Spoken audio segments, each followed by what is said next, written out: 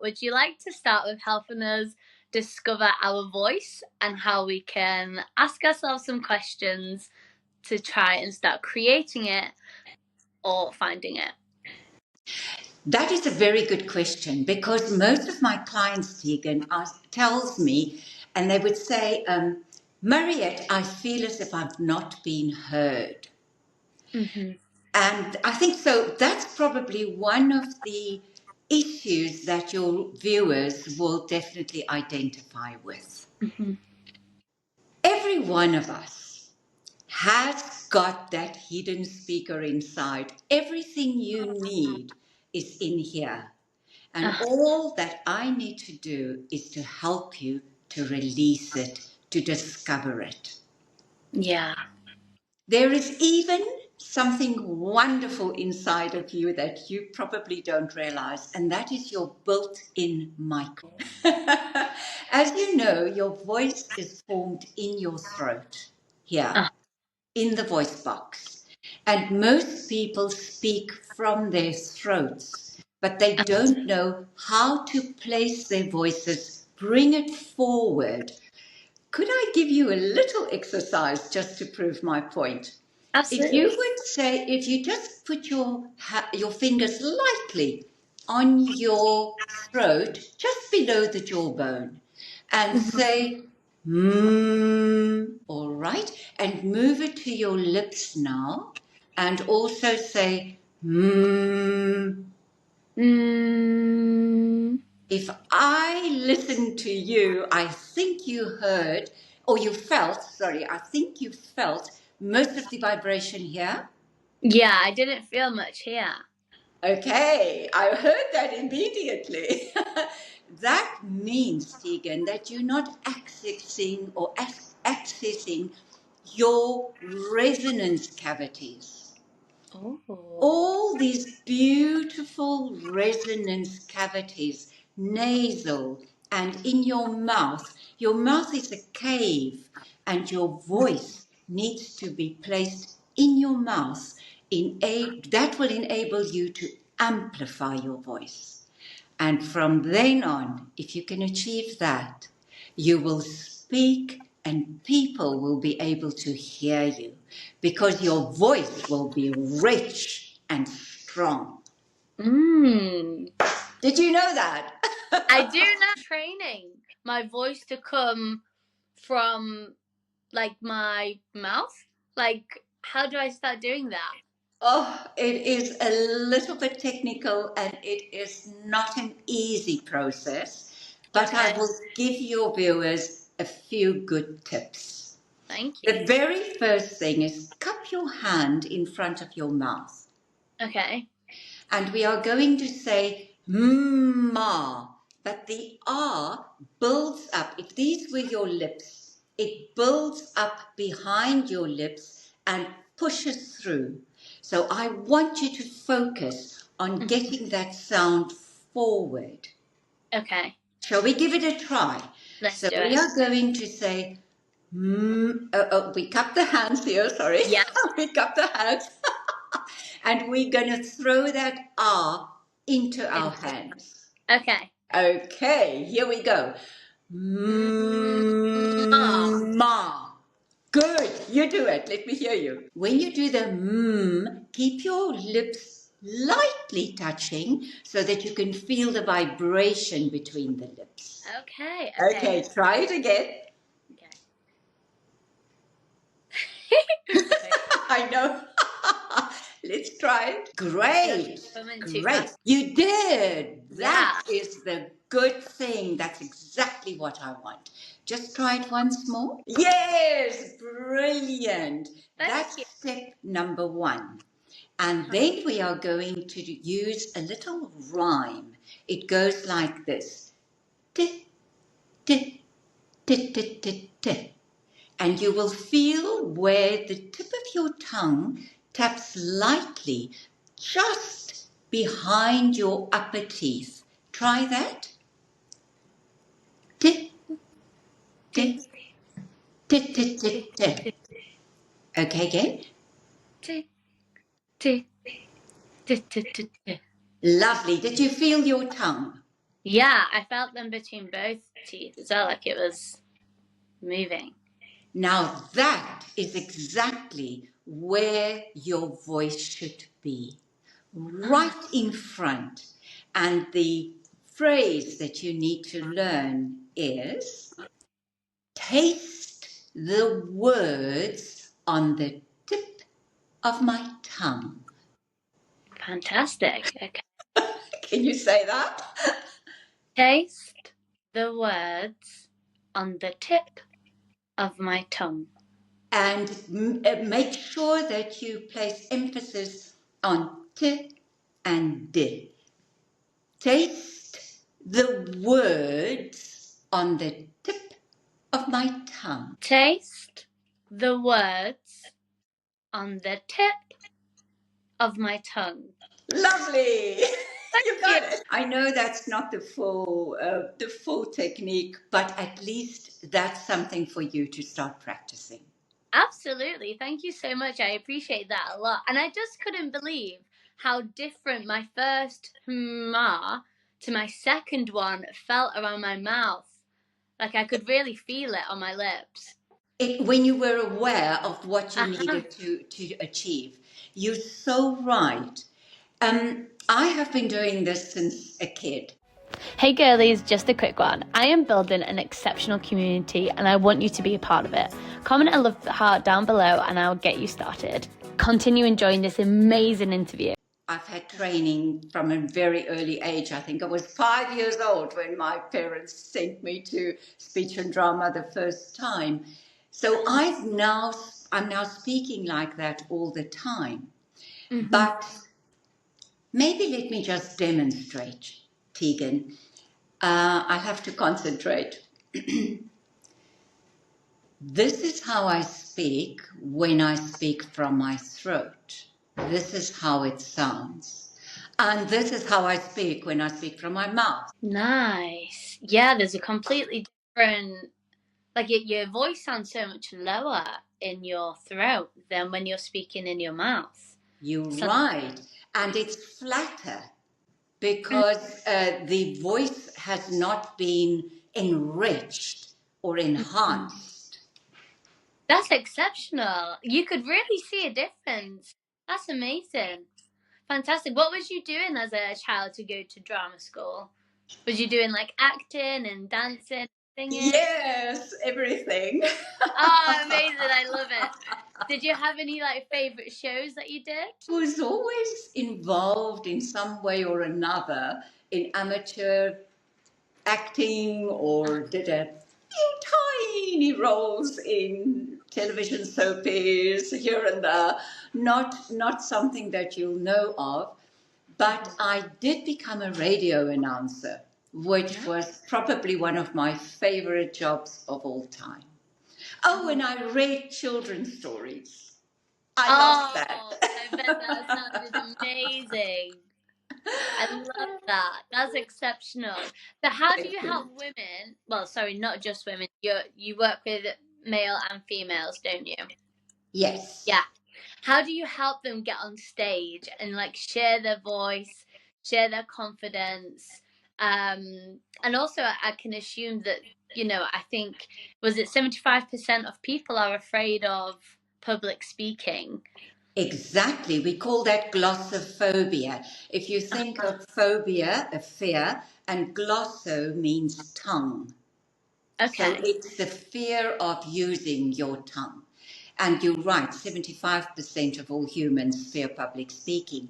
At the moment, my coaching is more aimed at public speaking Yeah. and presentation skills.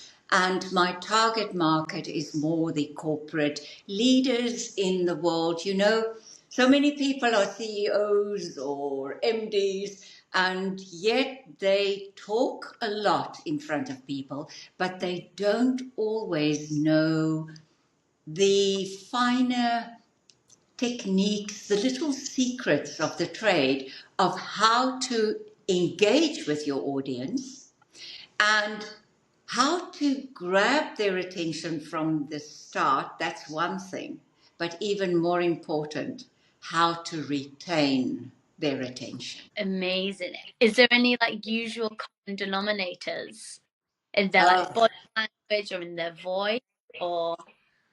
definitely. If you are a speaker, you need a lot of energy. You need to have a good protein-rich breakfast before you leave home. And you have to, so the point is you have to have energy for yourself because you need to be animated, energetic, full of life, and bring your audience with you. And apart from that, you also need energy for them because, especially if you are going to speak like I'm doing this afternoon at 3 o'clock, you know about our circadian rhythm, that most people have a bit of a dip around 3 to 4, and then we feel a bit lethargic. So that is exactly when you have to bring them along with you. And today, my workshop that I'm presenting at the Institute of Directors and in London, the theme is stop boring your audience. Nice. And that is all about the techniques that we can use. For example, change. Even a subtle change, like might begin sitting down when I do the workshop, and suddenly you stand up, take off your coat, put it over the chair. All those little movements create interest again. Nice. Lovely. Is there anything else as well, like apart from change? Yes, the most important thing is eye contact. We don't realize that. How many people do you know, Tegan, who read their speeches? I've attended an event yesterday, and there were 4 speakers, and all of them read most of what they had to say. It's a pity. Yeah, it's a pity. There's no bigger put off because you can understand if my eyes are downcast, I immediately create a barrier between myself and the audience. And I am busy here, but this thing is between us. A slide is exactly the same thing. If you read from your slides, I always say to myself, why don't you just send us your presentation and we can read it in our own time? Yeah. That is so silly. Make a cue card for yourself with a few keynotes, because you know your subject very well. I can wake you up at 10 o'clock 12 o'clock at night and say, give me your presentation and you'll be able to do it. But we are so tied to our notes, and that becomes super boring, and you can't blame your audience if they revert to their phones. Yeah, for sure. And as well, I think sometimes for speakers, it could be more of like a comfort thing. And they're almost getting a little bit scared of their audience. So they look down to like have 10 seconds comfort blockage. But yeah, you'd never, ever, ever see a film. Could you imagine if all the actors of the film was reading the script off the Exactly. You would be like, what's going on? You know, especially when you're putting so much time to be educated by somebody, like you're putting your time to be entertained by somebody in a film. If they were just reading off the script, you would be like, well, this isn't entertaining. You know? You are so right. 2 important things that you mentioned. Nerves could be a big factor, and confidence. Then people would think that they cannot do it. They don't trust themselves. But when I coach them, I make them believe and I show them. I actually prove to them that they can trust themselves. and that they can move away from the long foolscap papers of notes and speeches. But the other important thing is you are an entertainer when you're a speaker. We don't always realize that. And people often say to me, oh, but I'm not an actor, I'm not a comedian. You don't have to be, but you are an entertainer. And an entertainer means someone who addresses our emotions. Think about it, Tegan, a good television show makes you either laugh or cry.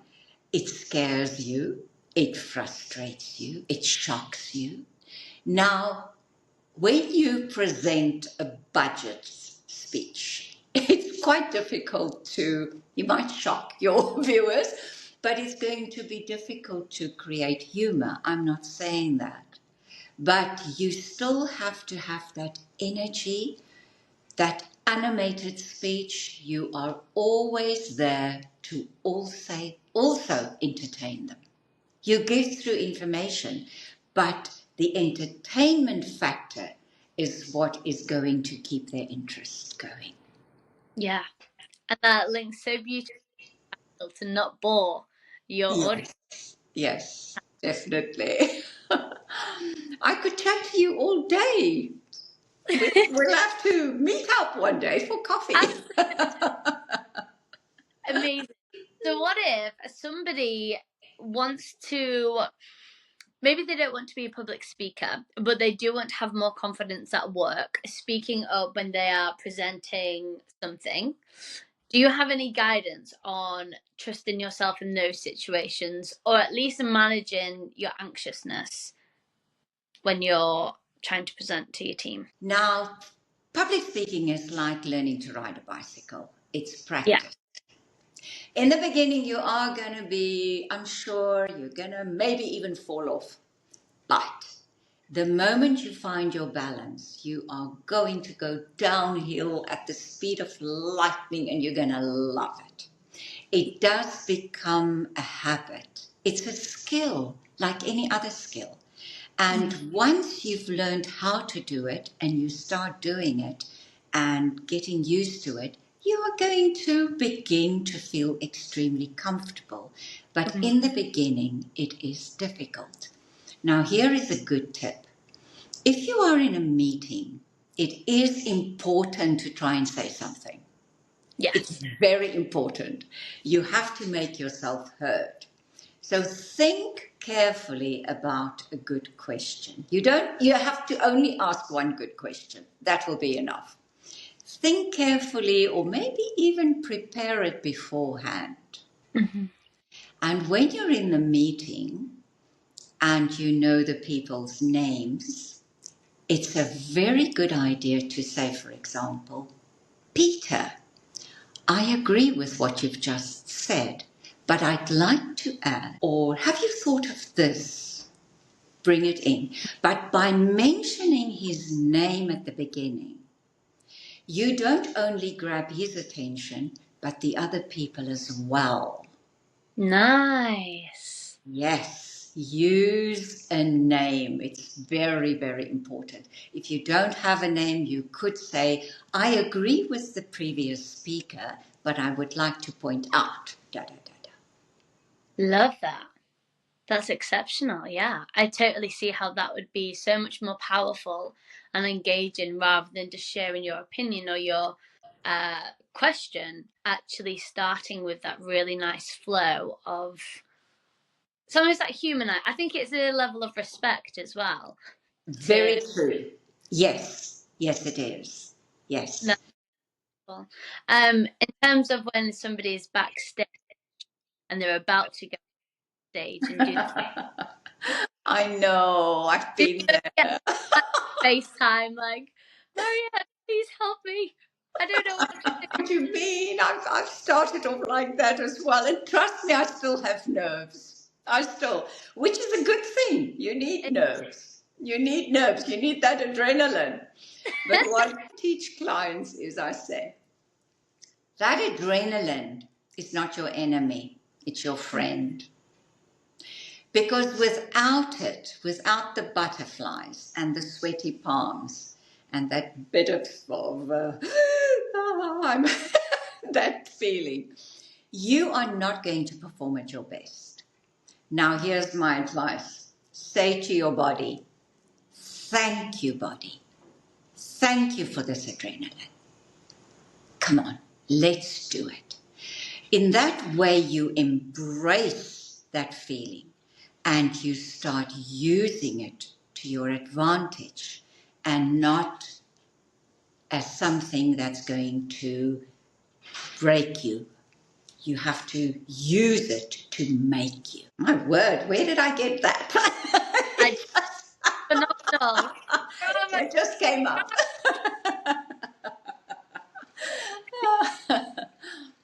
I'd love to know what you think about public speaking in terms of your own sense of self-worth and self-trust and the confidence it can bring you as a human. Because, of course, we're delivering something to so many other people. And if they don't get the value out of it, then something needs to improve within your delivery, right? But I think it would just be really nice to hear why you think public speaking is such a phenomenal thing that you can do for yourself. Oh, it is a phenomenal thing. Public speaking begins in your feet, with the shoes that you're wearing. We speak with our whole bodies, the fragrance you use, your clothing, your hair, everything. And the minute you can stand up in front of people and carry yourself with pride, and remember, your performance begins the second you stand up from your chair. The way you stand up, the way you push your chair back. And that confidence, that feeling of, I can do this, that confidence seeps through your whole being. You know, Tegan, at some point in my life, I did art classes. And I asked my art teacher, how would I know if my painting is finished? And she said, Mariette, you'll know. And I said, how will I know if it's good? She said, you'll know. And it's the same with a presentation. You know whether you did well or whether it didn't go all that well. If it didn't go all that well, it doesn't matter. It's school fees, you learn from it, forget about it and carry on. But if it did go well, bask in your own glory, accept it. Give yourself a pat on the shoulder and say, well done. Because that builds your confidence. Mm-hmm. And you can go forward to the next one, knowing that you can do this. Yeah, exactly. Because I do think a lot of confidence just comes from doing that thing amazing the first time and then keep doing them even more and more amazing as you keep trying. Just like your podcast. Do you remember your first one? Yes, I do. And even my first one, it was still, because it wasn't really that long ago, to be truthful, but I can remember the fears that I had and that internal shift where I was like, why haven't I done this sooner? You know, these are brilliant. I think these are great, you know. And from that, I've then started writing a lot more. I've then started, you know, sketching out my clothing designs a lot more. So I think that confidence and energy, when you start to break down your fears, then start showing up in so many different areas of your life that you actually truly care about, that you're forgot. So right. And even now, didn't you recognize a whole change in your attitude? And you are more confident of who you are. You're more comfortable in your own skin. Absolutely. And just even more comfortable with the goals that I have. Because I think sometimes you can feel a bit like, oh, they're a bit daft, or I'm never gonna get that, or something, you know, some sort of limiting belief. But then again, I think when you start taking those steps, you're like, damn right I can have that. Absolutely. I have no doubts in my mind that I'm not going to be able to achieve that and be successful in those things that I really want, you know? It is so true what you're saying now. I hope everyone took notice of that. That is a very important lesson that you learned and that you can share with us. Yes, most people will identify with that, Tegan. And I would love to know about your book. Okay, yes, I love my books. Yes. And did you have that conviction with writing your second book because the first one, you know, brought you so much joy and pride and I love to talk about them, but trust me, the first one was almost a nightmare. Oh, goodness.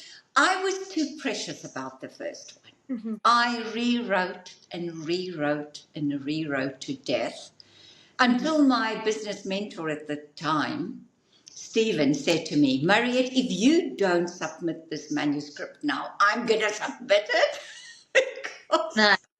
I would have redone the whole thing. But now that I did that, and the second one was a joy to write because I was a lot freer. Yes. And that lesson that I learned from my art teacher, I know in my heart that that one was far better than the first one. So the first one is called Free the Hidden Speaker Inside. And Amazing. the subtitle is How Your Voice Can Make You Money and Give You the Life You Desire. And the second one, Tegan, is aimed more at females in business. The title is She Speaks Like a Leader. Nice. And I'm busy with book 3. Oh! Yes! Can we get a little sneak peek of what the title may be? No title yet. Unfortunately, I can't say much at this stage. That's lovely. What kind of feedback did you get from women who have read your second book? Well, I got interesting feedback from men who said, oh, now I understand my female staff, or I understand my wife better now. Because it's all about the female voice. The female voice, if we look at it from a physiological perspective, it is different from a male voice. And even though the female voice has become deeper over the past 25 years, it's still an octave higher in general than a man's voice. Yeah. And we find that females in leadership positions these years or these days, they mimic men. They start to speak like this, which is, of course, wrong. Don't do that. Embrace your femininity and be a woman and work with what you've got and your voice. But there are a few important things which I train is to find your pitch.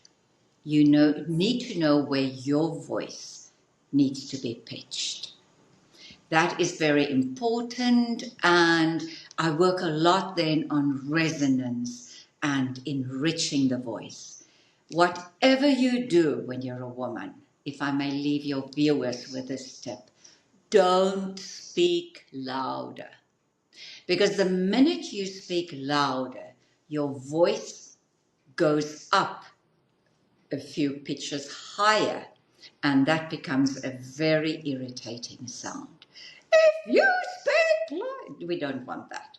We want you, I want you to speak slower and use more pauses and use that deep, rich voice. Gentlemen, I'd like to mention this one important thing. That will have far more impact than shouting or screaming. I love that. That's fantastic. Because I do think, I know even myself taking this very personal, because I know so many people do it the same. We can kind of ramble and speak really fast because for what even on my interviews, I don't speak with a nice slowness, and I don't really know why. Maybe you are also one of those people who fear silences, or uh, a minute when nothing is said. Don't ever fear that. Yeah. A pause is a very powerful moment in your speech. Mm. Use them. Use them. Nice. I did actually trial it in dating once. I saw a video where it was like, I can even tell now I'm talking slower, which is it was like, wait 30 seconds before you start speaking again. And yeah, and it worked a treat. There was a lot more that was said when I just left a 30-minute pause, especially considering like my male co-workers, just leaving that 30-second pause. They then continued. I didn't have to ask any more questions. Lovely. Yes, I love that. You're right. And that is brilliant. You're quite right. Teachers do that, good teachers. If the class is totally unruly, they simply keep quiet and wait. Yeah, Good idea. it is indeed. Um, what can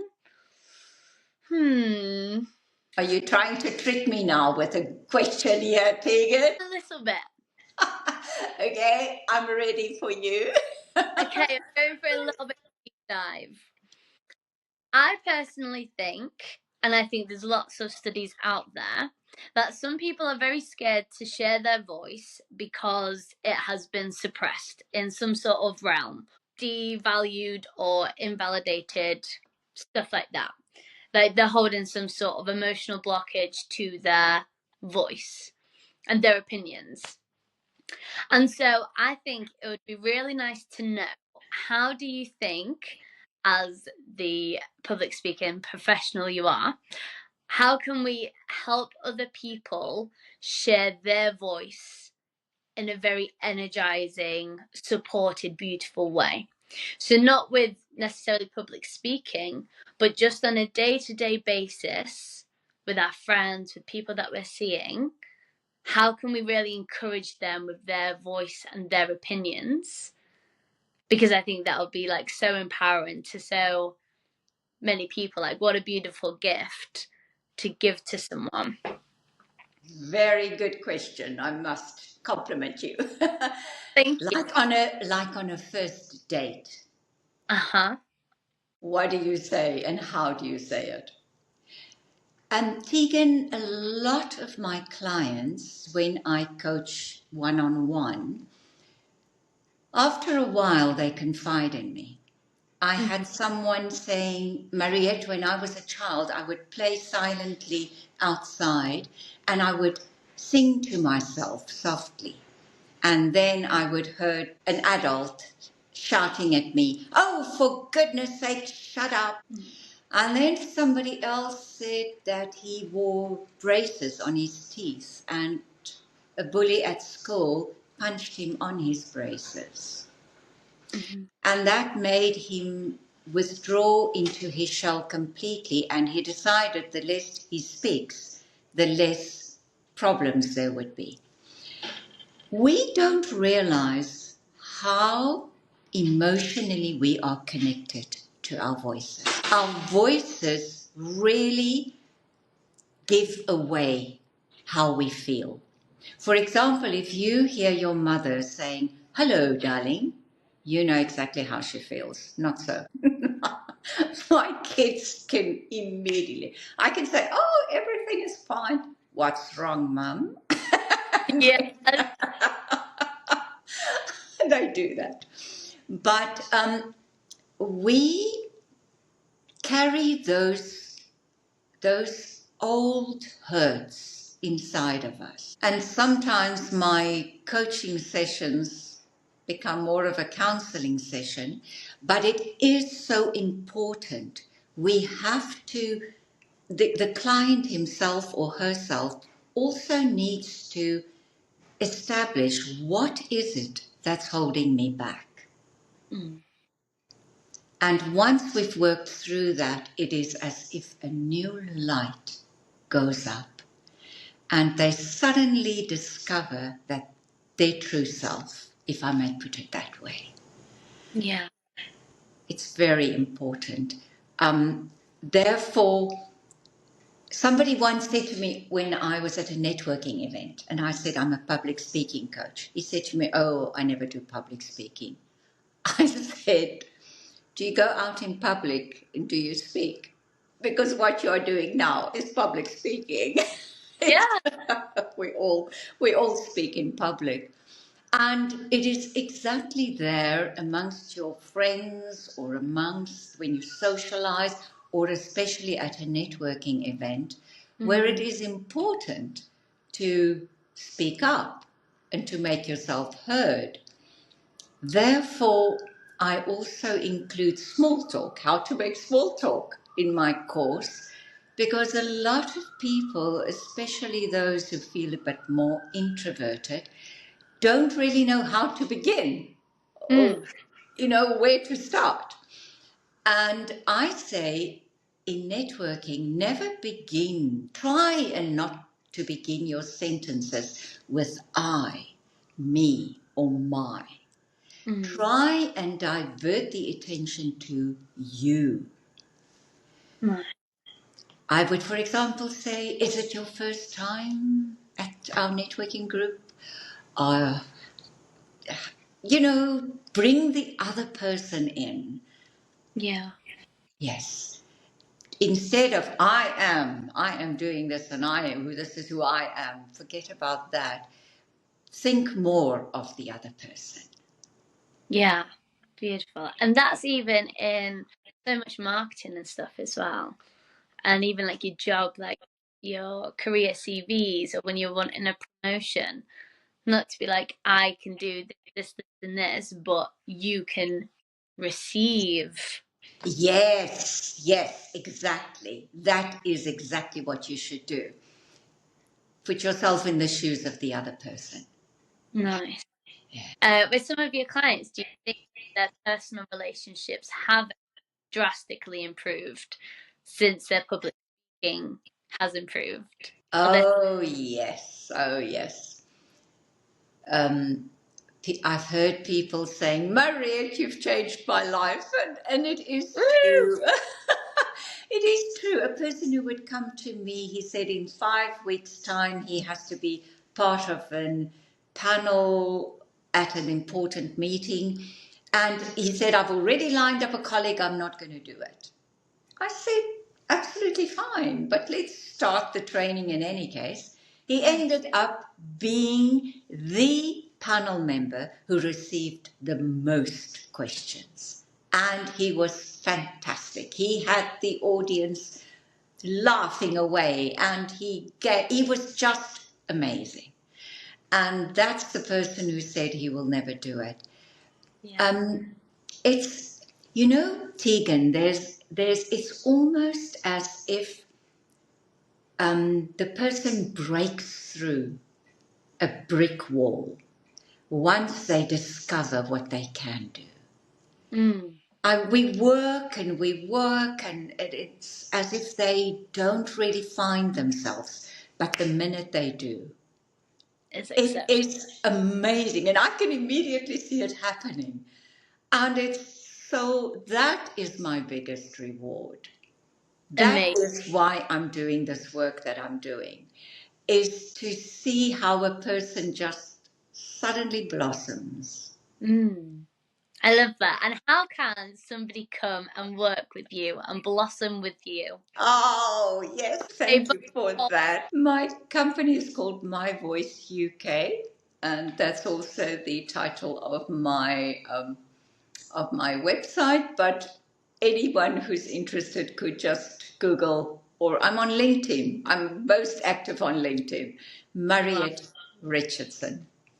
And then your book as well. She speaks like a leader. And Yes. Free the Hidden Speaker, exceptional. I'll link it all. Thank you so much. I hope you are pumped up for your workshop in 45 minutes. Thank you so much. I'm certainly pumped up now. Amazing. Thank you so much. Take care. It was so lovely to meet you. Thank you, Tegan. You're doing a fantastic job. Thank you so